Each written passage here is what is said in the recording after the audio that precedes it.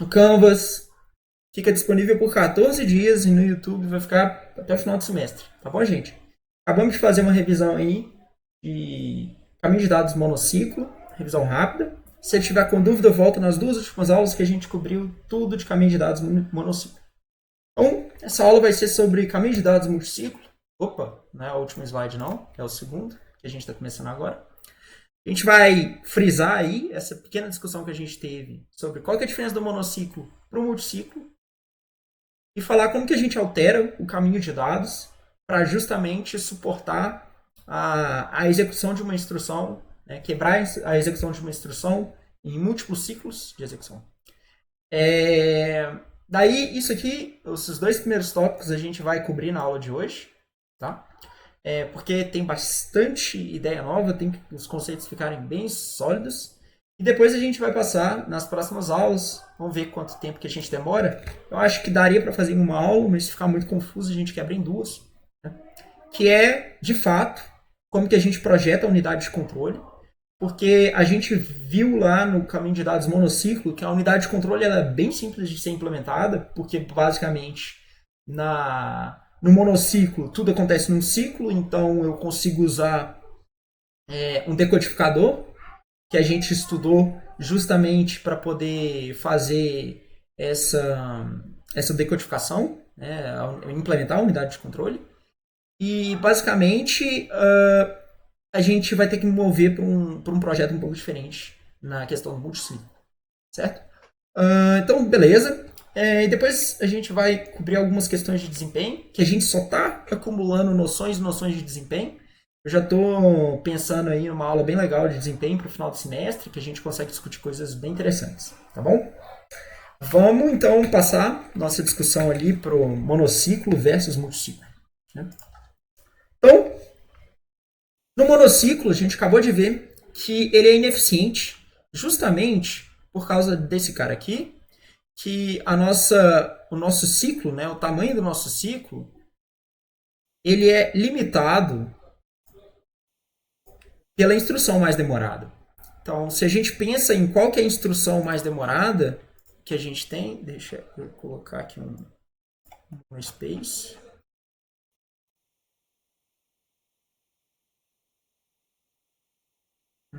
Só um momento. Pronto. Isso aqui, monospace.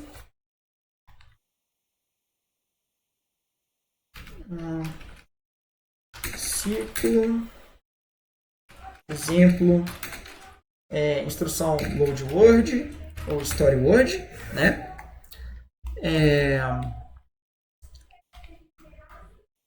E aí,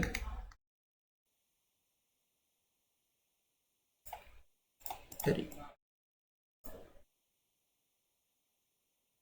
Certo. Então a gente tem a nosso ciclo de execução sendo o tamanho, né, sendo determinado pela instrução mais demorada de todas, que seria o load word ou o story word. Aí qual que é o lance da gente fazer? A gente fala assim, não, beleza, vamos então decompor esse ciclo de uma forma variável. E aí a gente, em vez de falar assim, a minha instrução ela vai demorar um ciclo de clock para ser completada, porque no monociclo todas as instruções vão demorar apenas um ciclo de clock para ser completado. A gente fala assim, não, a instrução ADD ela é mais rápida, então ela demora, sei lá, dois ciclos de clock para ser completada. A instrução load word ou story word, elas são mais demoradas, então eu preciso, sei lá, de 4 ou 5 ciclos de clocks. E assim por diante. Né? A grande vantagem é que essa abordagem aqui, ela tem um alto desempenho. Na verdade, todos os processadores, vamos falar assim, comerciais, elas utilizam isso. Porque não dá para você vender uma coisa comercialmente que é 75% eficiente, né? Pensando do ponto de vista de processador. Então, elas sempre adotam essa estratégia. Só que o problema aqui é que ela é mais difícil de ser implementada na prática. Né? Muito difícil, eu falaria que assim, muito difícil não, até porque o trabalho vai ser um processador multiciclo, mas ela é mais desafiadora, sim, com certeza, porque tem muito mais questão de projeto que você tem que pensar. E aqui a gente vai olhar uma versão mais didática do problema, né? Que é quando a gente decompõe a nossa instrução naquelas 5 etapas, que a gente até vai lembrar ela novamente, que a gente vai ficar lembrando disso várias vezes nas próximas aulas, porque é isso que permite a otimização. Então, em processadores comerciais a gente tem um número muito maior de etapas, então as questões de projeto que a gente tem que lidar são muito maiores. Tá? Mas aqui está o algoritmo que a gente tem justamente para ter um multiciclo. Certo? Que olha só. Primeiro, a gente tem que ser capaz de quebrar as mesmas instruções em diferentes pedaços. Né? E esses diferentes pedaços são justamente aqueles pedaços, aquelas etapas que a gente viu. Né? A gente tem, sei lá, a busca, a instrução. Alguém saberia me dizer quais são as outras 4 etapas aí? Ou alguma delas? Coloca aí pra mim. Ó, o Joey tá digitando pra gente.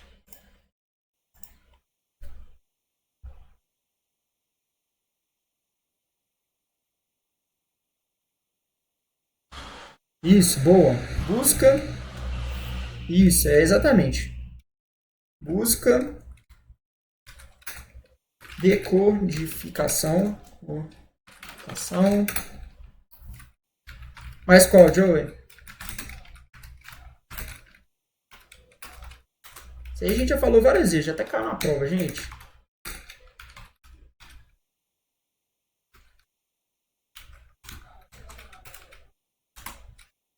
Vamos ver o que o Joey vai falar ali pra gente.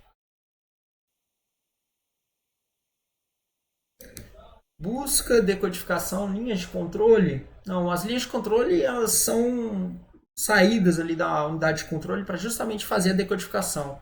Seria busca de operandos, Né?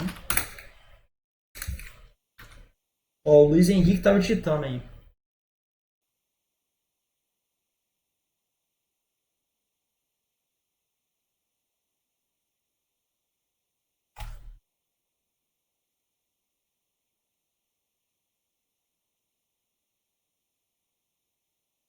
Vamos ver o que o Luiz Henrique vai digitar ali. Em PC, não. PC ele é um componente. Né? Aqui a gente está falando do ciclo de execução da nossa. Quais são as etapas? A gente não está falando como que a gente implementa as etapas, não, tá, Luiz? O PC, ele de certa forma está ligado ao assunto. Ele está ali, ele é um componente que está na etapa de busca para justamente fazer essa implementação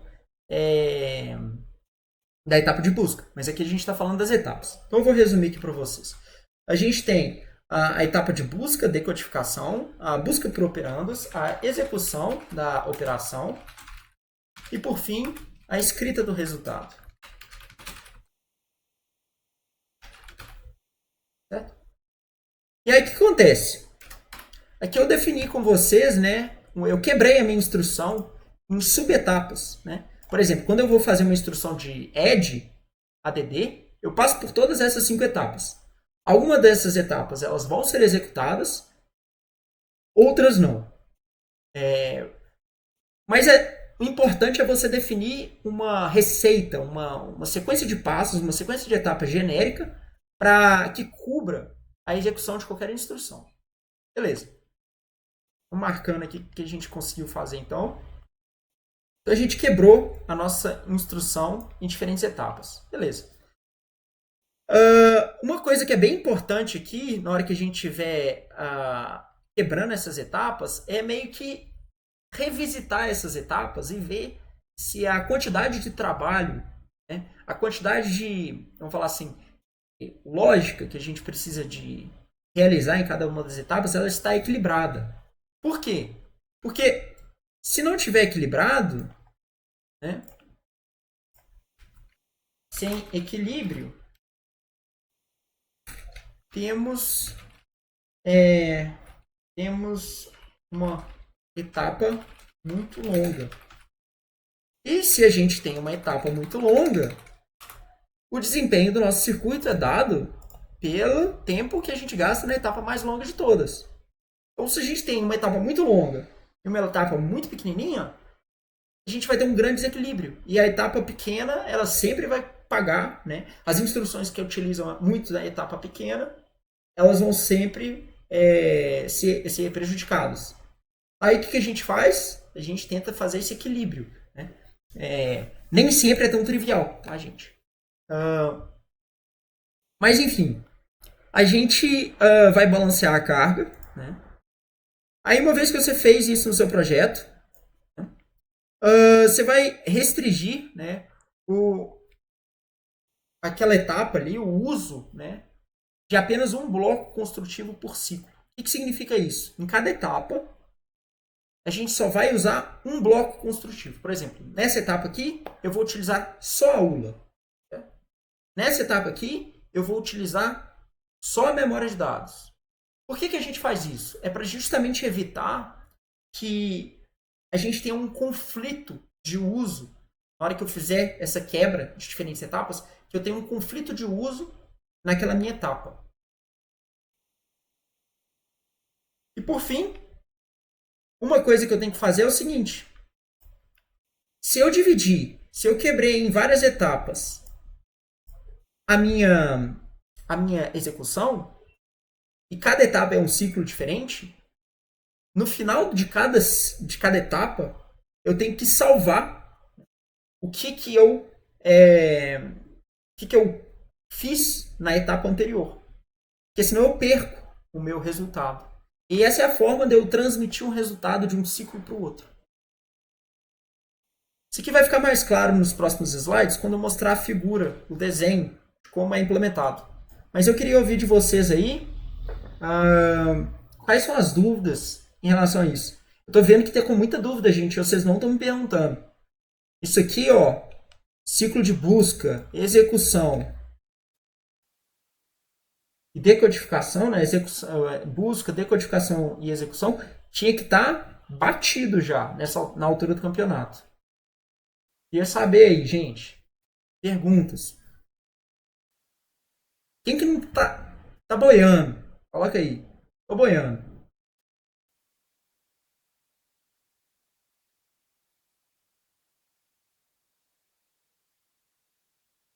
Vocês estão me ouvindo? Vocês só estão com medo mesmo?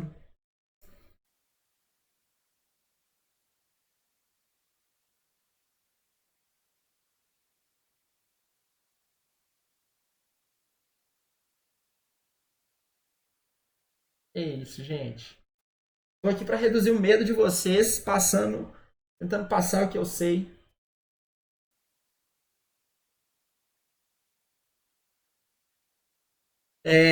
O Ian fez uma pergunta ali, ó. Tá certo. O Ian perguntou assim: quanto maior a quantidade de ciclo, mais rápido ou é o contrário? Ian, acho que você perguntou assim, né? Quanto maior as etapas que eu tiver, né? Me corrija se eu tiver errado, o que você estava querendo me perguntar, se eu interpretei errado, mas quanto maior o número de etapas, você está querendo saber qual que é a relação disso com a instrução ser mais rápida ou menos rápida, certo? É isso que você está querendo saber? Essa pergunta é muito boa. Assim, a gente decompor as instruções. Quanto mais etapas, melhor. Por quê? Quanto mais etapas a gente tem para descrever uma instrução, a gente não vai penalizar tanto as instruções que custam pouco para executar. Porque, por exemplo, se eu tenho uma instrução que ocupa 50 ciclos, e aí a etapa maior de todas é de 10 ciclos, né? Todo mundo vai demorar 10 ciclos no mínimo para executar, mesmo se a instrução for um incremento de 1. Então, quanto mais você decompor a sua instrução em várias etapas, melhor é. Porque não quer dizer que a sua instrução que demora 50 ciclos, ela vai executar mais rápido. Mas como você tem outras instruções, as outras instruções que são mais rápidas, elas de fato vão poder executar mais rápidas. Porque elas não vão pagar o preço da execução de uma instrução grande. Então aqui, ó, Quanto mais etapas, melhor.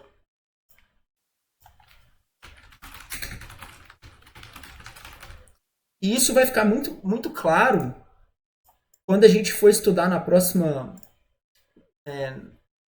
sem ser, né, nas aulas que a gente for te falar de pipeline, melhor pipeline, que é uma técnica que é batidaça também, assim, ela é bem clássica já, utilizada, que a gente justamente utiliza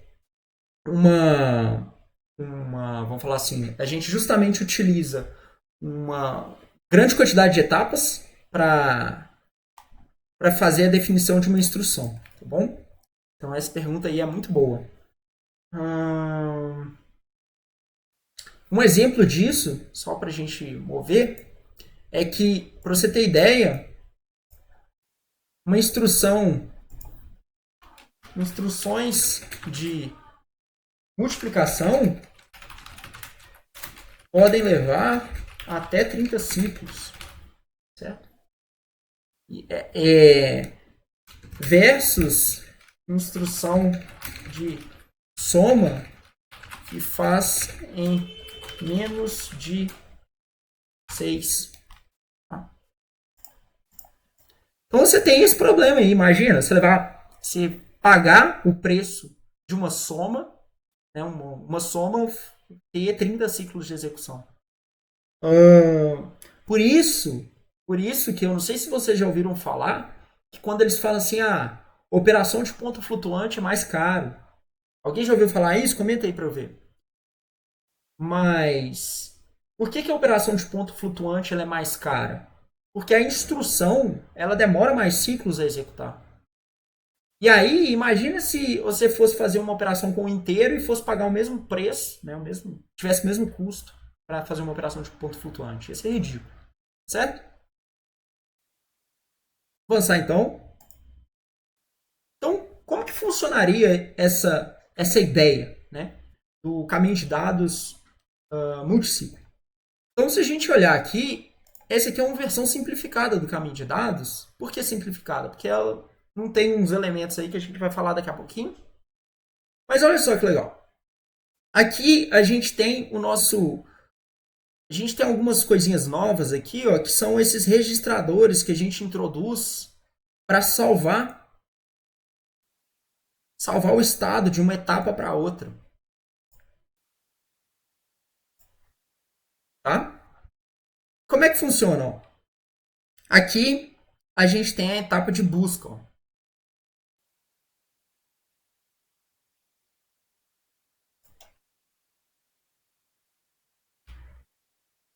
Busca. Vou tentar fazer com. Aqui eu tenho a busca. Busca. E olha só, o que acontece na busca aqui? Eu pego o PC, ele vai lá e lê o PC no meu registrador ali. Ele lê a minha instrução de memória para justamente pegar qual que seria a próxima instrução a ser executada. Essa primeira etapa aqui, ela acaba justamente aqui, ó. Que é justamente salvando esse dado aqui na minha etapa de instrução, na minha etapa, justamente no meu registrador de instrução, tá certo? A próxima etapa aqui que a gente pode falar, ó, é justamente a entrada aqui, ó, que a gente tem a busca dos operandos, por exemplo. A busca de operandos.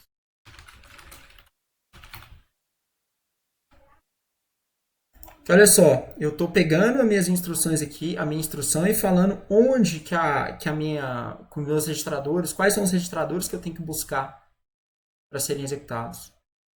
Aqui, ó, eu tenho a etapa de execução. Eu estou utilizando a ULA ali.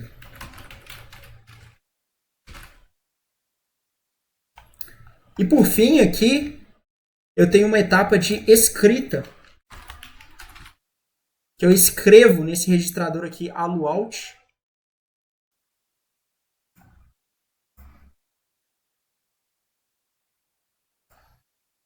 o resultado de saída da minha aula. Tá? E falando nisso, mostrando essas etapas aqui, eu quero gastar um tempo com vocês para vocês verem o que acontece.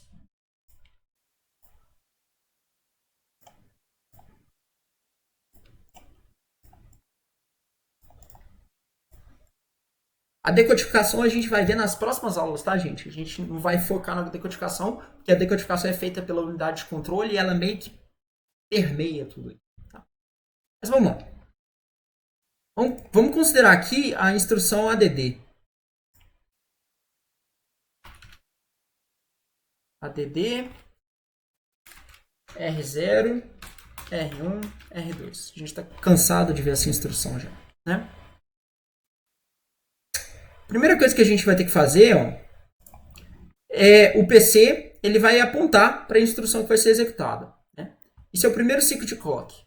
Ele vai lá e fala, ó, me dá a próxima instrução, que está no endereço 48, sei lá. 48. Pega lá. Endereço 48. 0x48. Ok. Aí, a memória de dados, a memória de instruções, né? Memória de dados e instruções, porque aqui é de dados e instruções. Ela vai lá e vai falar, beleza, eu li esse conteúdo, o endereço que você queria, e aí ele vai lá e escreve esse conteúdo no registrador de instrução. Esse primeiro ciclo. O segundo ciclo, o que vai acontecer? O dado está salvo no registrador de instrução. O dado que está salvo no registrador de instrução ele vai ser decodificado e ele vai buscar quais são os operandos no nosso banco de registradores, que no caso seria o R1 e o R2. O R1 está aqui e o R2 está aqui. Certo? Ele vai buscar os dados no banco de registradores. O banco de registradores, durante o mesmo ciclo, vai chegar e vai falar, beleza, toma aqui o R1 e o R2. Vai salvar o R1 aqui e o R2 aqui. No próximo ciclo, a gente vai acontecer a execução. Então, aqui vai estar a operação que é para fazer, uma operação de soma. A ALU, a unidade lógica e aritmética, vai justamente somar o R1 com o R2 e vai salvar no registrador de escrita. No próximo ciclo, a gente tem a escrita do registrador. Ele vai pegar a saída do registrador R0 e vai decidir, né? E vai decidir se ele tem que escrever, onde que ele tem que escrever esse cara, né? Aqui a gente tinha um buffer temporário, aqui a gente tinha um registrador temporário, e a gente vai escrever esse cara de volta no nosso banco de registradores. Nesse caso aqui, a gente utilizou todos os, vamos falar, esses quatro ciclos aqui, essas quatro etapas, para fazer justamente a nossa operação. Só que a gente pode ter operações que gastam menos ciclos. A gente pode ter uma operação que não necessariamente ela tem que escrever de volta no registrador. Por exemplo, a operação de desvio. A operação de desvio, a gente não tem essa etapa de escrita. A operação de desvio, todas as operações, com certeza, tem busca de operandos, né? Que a gente tem que saber o que a gente vai usar para fazer alguma coisa. Mas aí depois, a etapa de execução e escrita, elas podem ser um pouquinho diferentes. Por exemplo, na questão do desvio, na questão da execução, na verdade, a gente faz até a execução, porque a gente faz uma soma para saber para onde que a gente vai desviar. Mas a etapa de escrita em si, ela não acontece, porque a gente nem escreve no registrador, nem escreve na memória. Então, a instrução de branch, né, a instrução de desvio, que a gente já viu várias vezes na aula, ela não usaria a etapa de escrita, certo? Então, nesse caso, ela seria um ciclo mais rápido do que as demais, certo? Gente, vendo aí, eu quero saber as perguntas que vocês têm nesse conteúdo aí. Digita aí pra mim.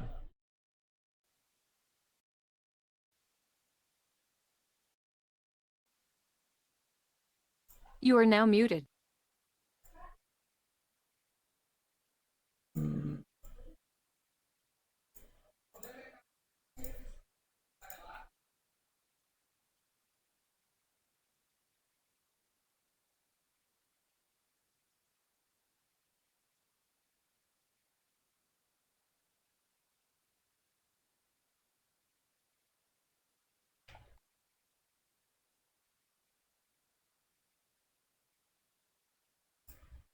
Rapidinho, gente.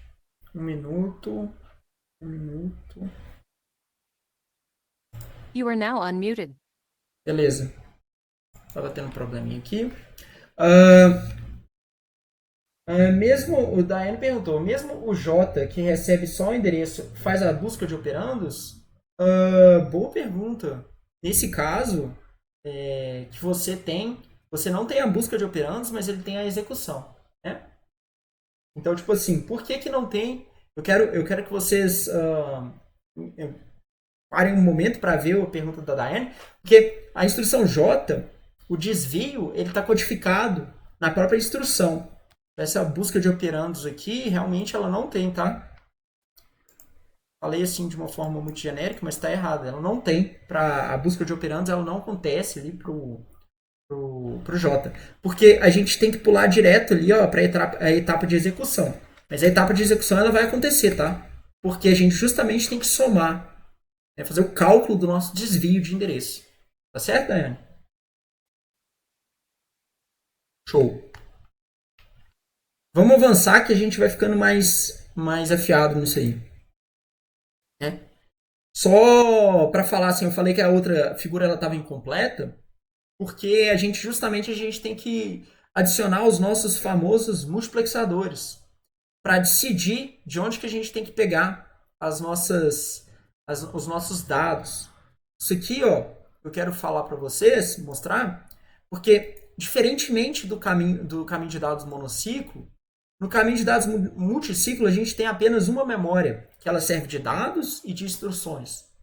Como a gente tem uma memória apenas de dados e outras de instruções, a gente tem que justamente definir o que a gente vai pegar dessa memória. Se a gente está pegando um dado, se a gente está pegando instrução. Então, se você for lá e voltar uh, no nosso caminho de dados monociclo, você vai ver que a gente introduz um novo multiplexador aqui, né? Que é justamente esse multiplexador aqui. A gente introduz um multiplexador aqui e a gente também introduz um outro multiplexador aqui da ULA, porque a gente agora, antes a gente tinha dois circuitos de somadores para fazer justamente a operação de soma e de desvio que a gente tem na nossa operação de soma. Inclusive, a gente tinha uma unidade lá, a gente continua tendo ela aqui, que ela é necessária, que é a unidade de shift, né? Mas a gente também tinha uma unidade de shift na hora de fazer o desvio. Não sei se vocês lembram disso, né? E agora a nossa unidade de shift ali, ó, do desvio, ela sumiu. Então, uma coisa aqui que acontece é que o caminho de dados multiciclo, ele também, além dele possibilitar, vamos falar assim, né,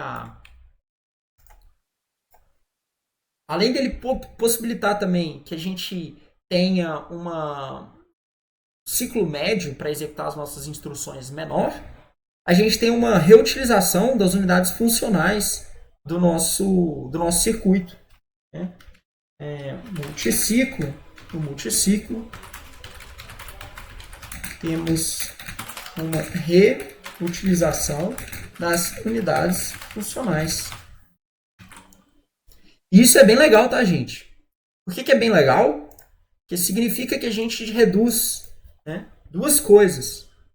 Isso vale para qualquer tipo de projeto. Se você reutiliza coisas, vocês que estão fazendo programação modular aí, né? Se você reutiliza coisas, você tanto está simplificando o seu projeto, então você está reduzindo a chance de ter bug. E a segunda coisa é que você deixa o custo do seu hardware, no caso, mais barato. Ou o custo de manutenção do hardware e o custo de projeto menor. Ele é bem interessante essa questão. E justamente os multiplexadores que a gente introduz aqui, eles possibilitam a gente a compartilhar essas diferentes unidades funcionais, essas mesmas unidades funcionais, mas só que em diferentes etapas. Vou colocar aqui.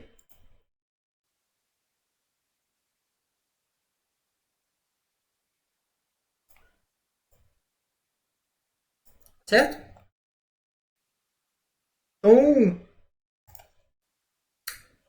colocando aí em palavras, quais são as diferenças do monociclo para o multiciclo estruturais. A primeira delas é que a gente tem uma memória que a gente usa ela tanto para dados quanto para instruções. Lá no monociclo a gente tinha uma de instruções e uma de dados. Uma de instruções logo no início ali do caminho de dados e uma de memória de dados ali logo depois da ULA. Aqui a gente unificou os dois. Por quê? Porque a gente está simplificando o nosso projeto no que a gente pode também, né? A gente não precisa ficar replicando tudo.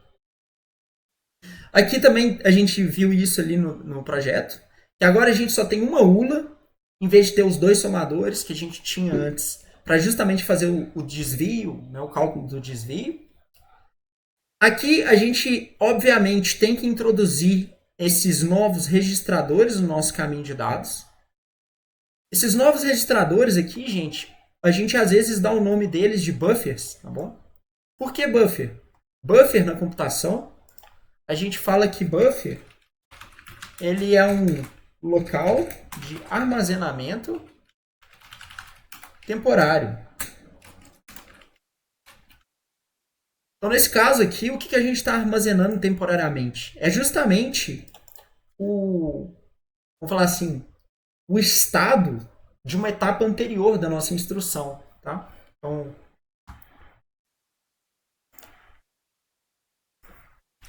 guarda a etapa, estado de processamento da instrução.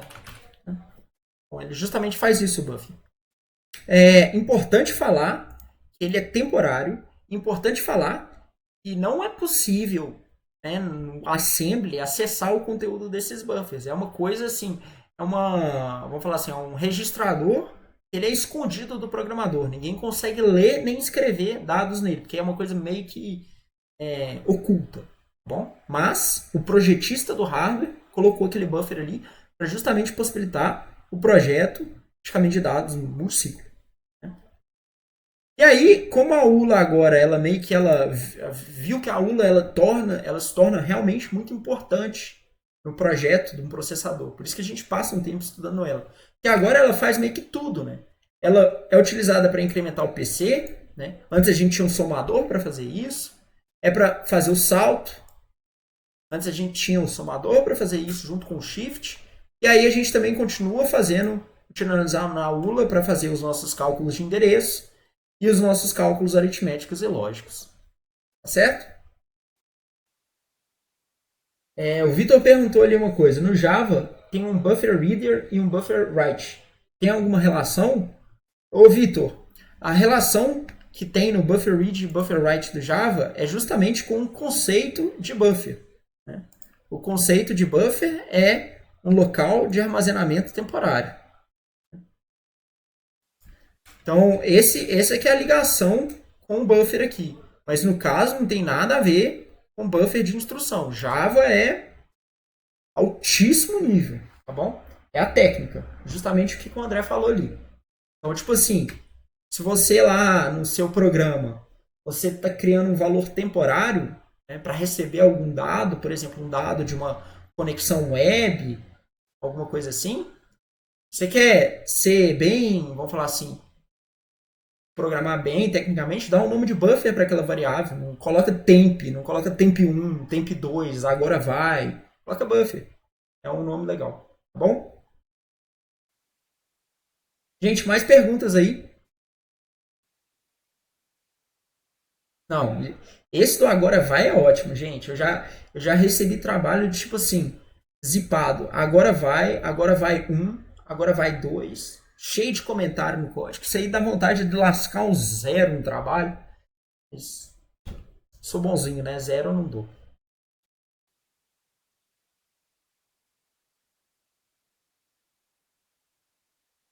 Vamos ver aí se a galera tem perguntas. Agora vai. O cara deve ter feito um programa para dar nome para as variáveis ali. Automático. Então tá. Então vamos. Já que ninguém tá com dúvida, gente, eu vou avançando. Eu achei que ia surgir muitas perguntas, mas quem sabe a gente fala um pouco de unidade de controle hoje, né? Então olha só. Aqui é o nosso caminho de dados. Eu peguei a mesma figura que a gente tinha lá antes. Esse aqui é um Minix. Minix é um sistema operacional.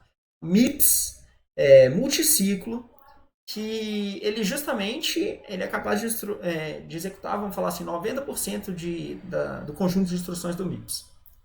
E aí, olha só, é muito importante vocês entenderem esse conceito, porque o trabalho é implementar não o MIPS, mas é implementar um Simplix, que é um processador um pouquinho mais simplificado. Mas é só uma questão de extensão, tá bom? Aqui a gente está agora começando a destacar quais seriam, vamos falar assim, os nossos sinais de controle. Que os nossos sinais de controle, coloca aí no chat para mim, quem que gera esses sinais de controle para mim? Quem que gera?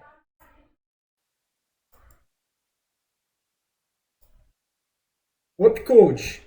Quem que interpreta o opcode? Quem que interpreta? Quem que pega o opcode e fala: isso daqui é uma quase, Joey. O multiplexador ele recebe o sinal de controle, ó. O multiplexador ele está recebendo o sinal de controle aqui, ó. O PC acho que não também, porque olha só, isso aqui é o sinal de controle.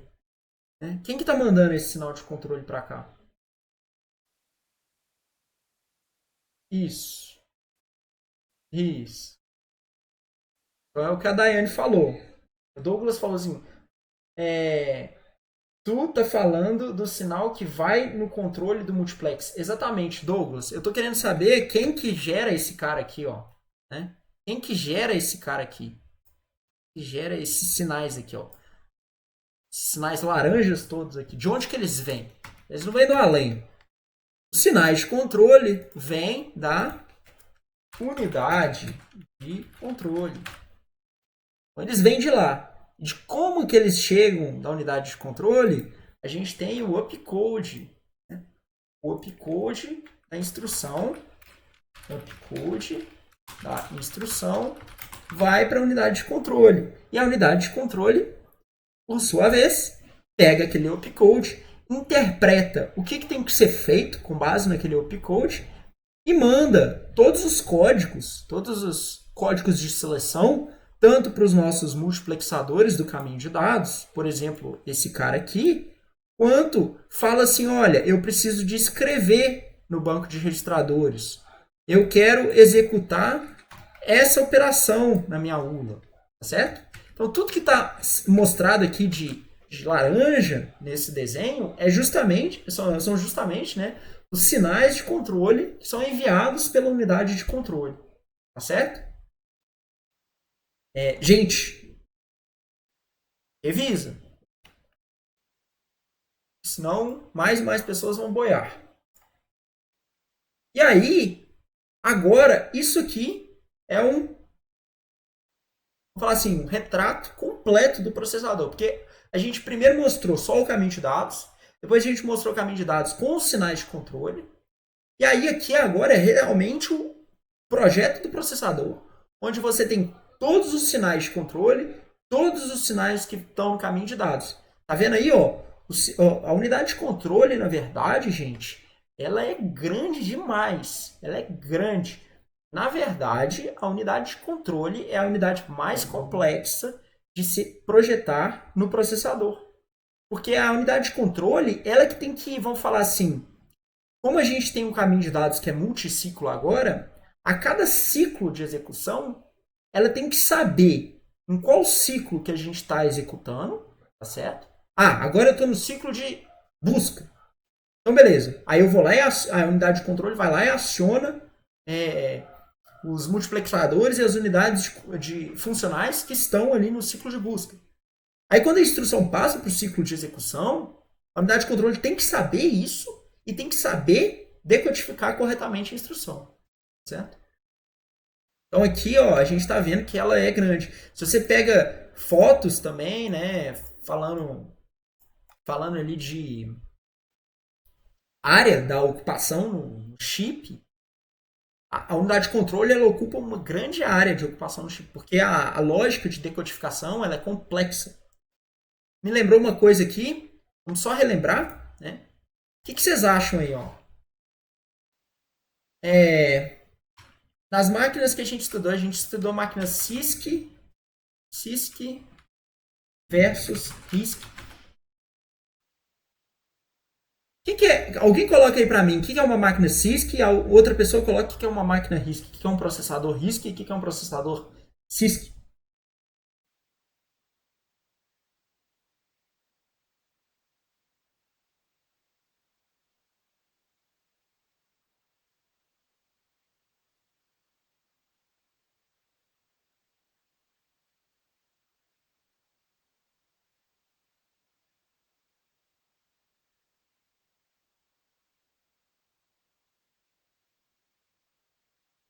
O pessoal está respondendo aí agora. O André falou que o RISC é de instruções reduzidas, né? Vitor falou que o MIPS está no RISC. Acho que seria o contrário, tá? O RISC, eu não sei. Bom, o MIPS está no RISC, né? É do conjunto do RISC, tá certo. O Douglas não lembra. RISC, ele é o RISC é reduzido, CISC é complexo. Isso aí, André. CISC é o Intel, complexo. Vamos ver o que o Vitor vai falar. Não, Vitor. CISC tem a ver com. RISC é o PS2. PS2, André. É isso mesmo. Então, olha só. O que eu estou querendo trazer aqui para a discussão? É que o CISC ele tem um conjunto, né, que ele é complexo de instruções. E o RISC ele tem um conjunto reduzido. Na verdade, o que mais muda no projeto assim dos dois estilos de processadores é o projeto da unidade de controle. Porque uma unidade de controle de um processador CISC, por exemplo, da Intel, a unidade de controle ela é muito complexa. Ela é muito complexa, porque ela tem que acionar várias unidades funcionais, você tem várias instruções, as instruções elas não têm uma às vezes um tamanho fixo de comprimento, né? Tipo, elas não têm todas o mesmo tamanho de 32 bits ou alguma coisa assim. Pode ter arquiteturas que são assim. E o RISC não, o RISC é bem simples. Então, se você comparar, a maior mudança de projeto que você tem nessas duas máquinas é que assim, a unidade CISC de controle ela é muito maior do que a unidade de controle de um processador RISC. Bom? E aí, agora, a gente vai começar a discutir como que a gente pode justamente construir a unidade de controle. E para a gente saber como que a gente pode construir a unidade de controle, a gente tem que deixar muito claro quais são as etapas, em cada uma das etapas do ciclo de busca, execução, né, busca, decodificação, execução e escrita. A gente tem que saber justamente definir muito bem quais são os sinais de controle que a gente tem que gerar para cada uma dessas etapas e depois a gente discute do projeto em si. Certo? Alguma dúvida aí? Tá tranquilo? Pergunta aí, Douglas.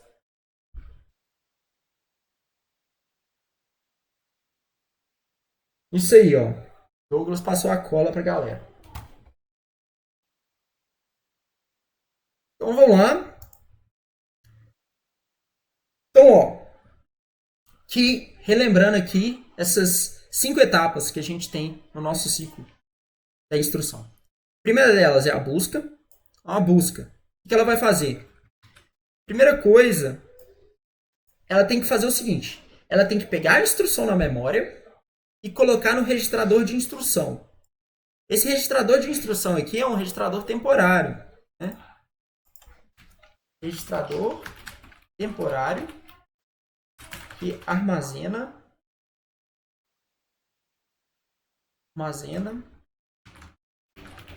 instrução sendo executada. Eu vi que tinha alguém escrevendo aí no chat. Pergunta aí, gente. Ó, o Ian tá digitando ali.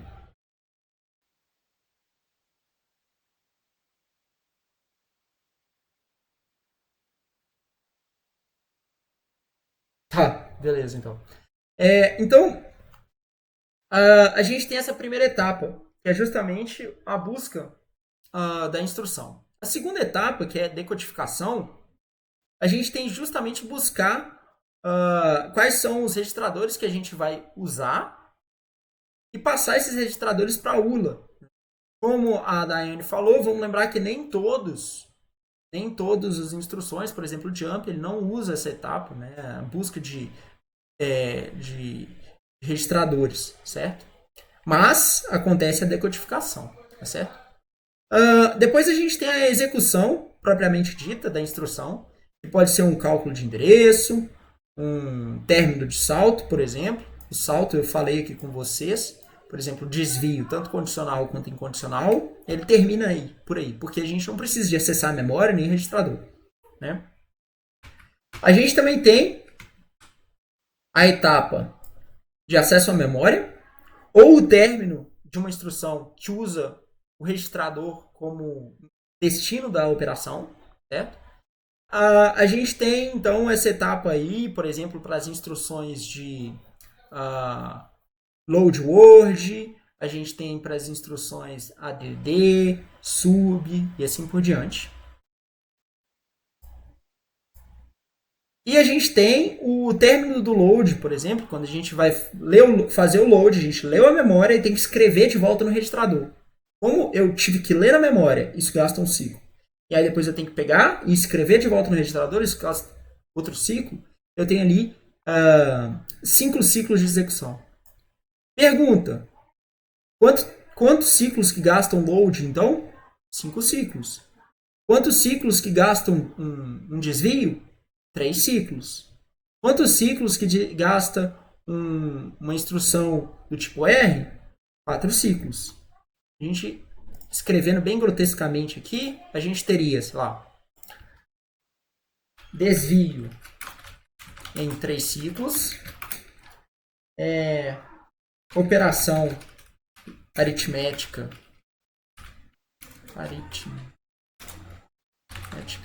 em 4 ciclos e load word 5 ciclos, certo? Tranquilo aí, gente? Fala pra mim que tá tranquilo.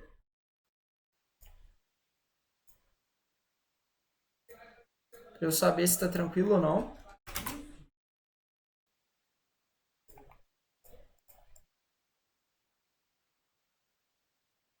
Tá tranquilo? Show. Acha que sim, André? O que tá pegando aí? Vitor, diz aí.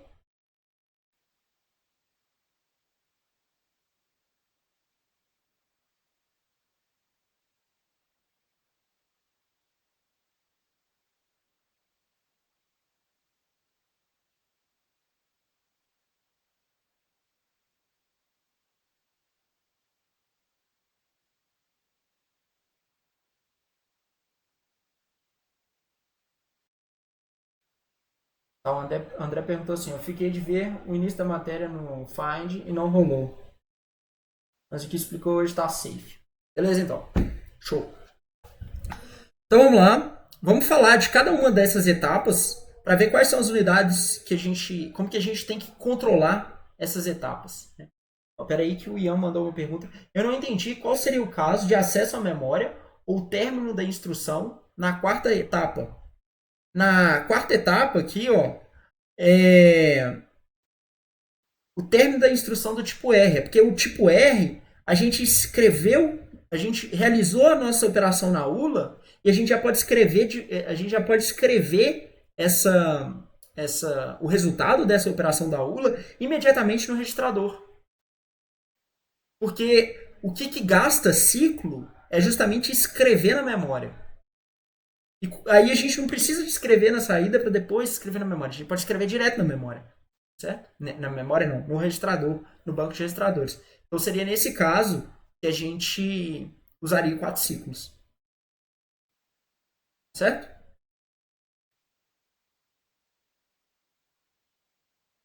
Legal. Então vamos ver cada uma dessas etapas. A gente vai descrever os algoritmos que a gente tem que fazer. E a gente vai ver isso hoje. E na aula que vem, a gente meio que constrói uma unidade de controle juntos para justamente implementar essas semânticas de cada uma das etapas. Certo? A primeira etapa aqui, ó, é a etapa de execução, né? Para a gente executar uma instrução, a primeira etapa de todas, a gente tem a etapa de busca. Etapa 1. Etapa 1. A etapa 1, a gente tem que ser capaz de fazer duas coisas. A gente tem que pegar o nosso registrador de instruções, um registrador de instrução, IR, e carregar o que tem no conteúdo da memória apontado pelo PC e incrementar o nosso contador de programa, PC. Certo? Gente, inclusive isso daqui, ele é o algoritmo que vocês têm que implementar lá no simulador de vocês. Tá? Porque mesmo vocês não tendo que programar isso multiciclo, vocês têm que manter esse estado do seu processador virtual, vamos falar assim, certo?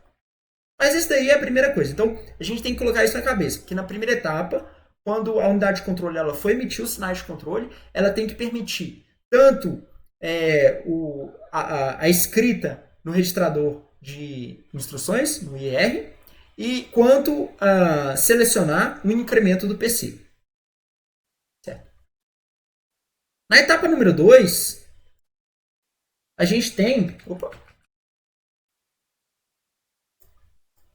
A gente tem justamente a questão da decodificação da instrução e a busca dos registradores. Então, aqui acontece justamente duas coisas ao mesmo tempo. Tá?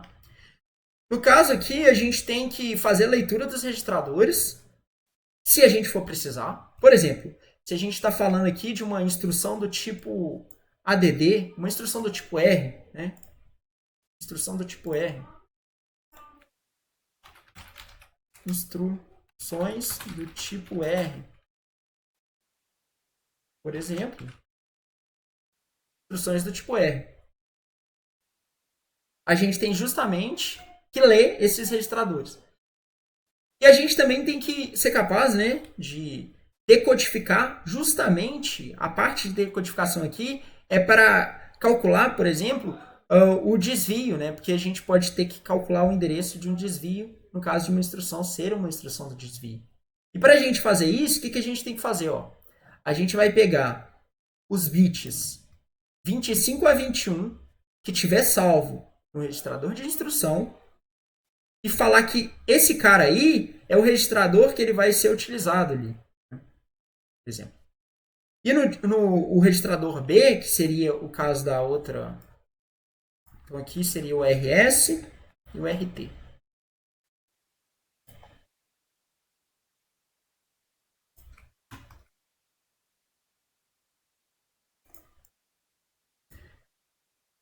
No caso de uma instrução de desvio, a gente teria justamente, né, um desses registradores aqui, por exemplo, o A, ele seria o registrador base.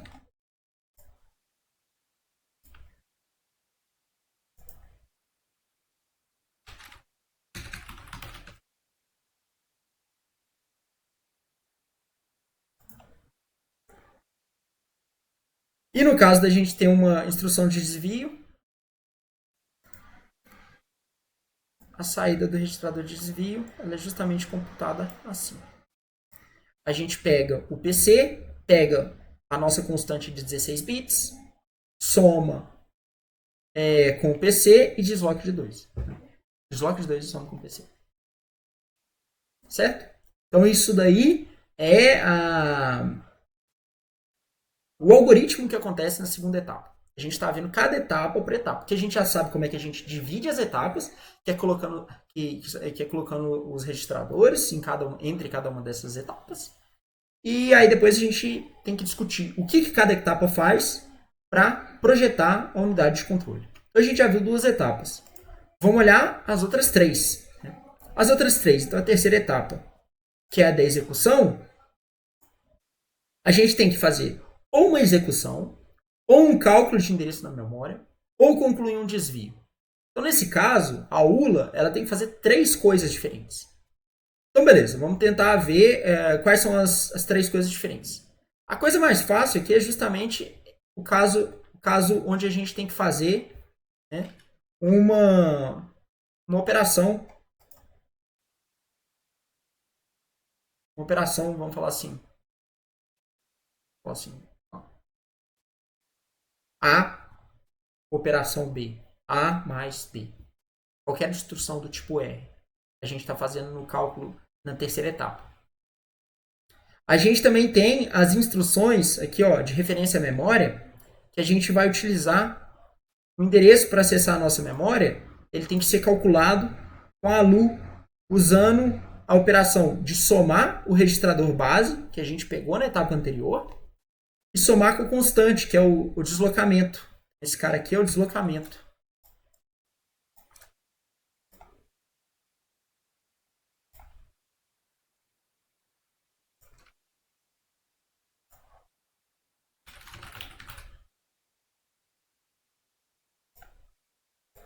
No caso da instrução de desvio, a gente tem que usar a ULA para fazer justamente uma comparação para ver se de fato a gente tem que desviar.